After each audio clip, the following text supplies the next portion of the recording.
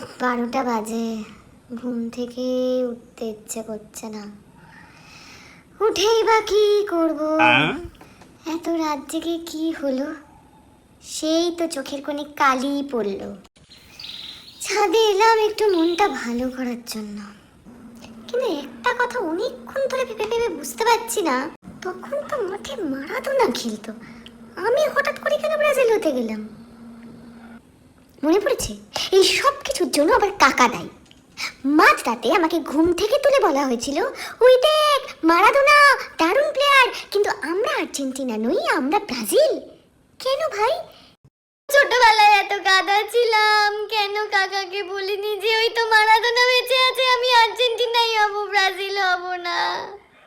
তাহলে তো এই দিনটা দেখতে হতো না।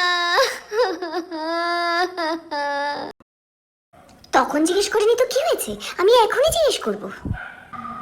এক্ষুনি ফোন করে জিজ্ঞেস করবো, কেন আমায় ছোটবেলায় এত ভুলভাল শিখিয়েছি রে?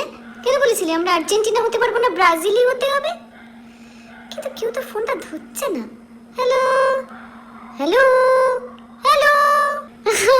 আমি তো ভুলেই গেছি, কাকু তো 2 বছর আগে আমাদের মায়া ত্যাগ করে চলে গেছে। ও কাকু, এরকম পথে বসিয়ে কেন গেলে? কেন ব্রাজিল করে রেখে গেলে? আর্জেন্টিনা কেন করে দিয়ে গেলে না?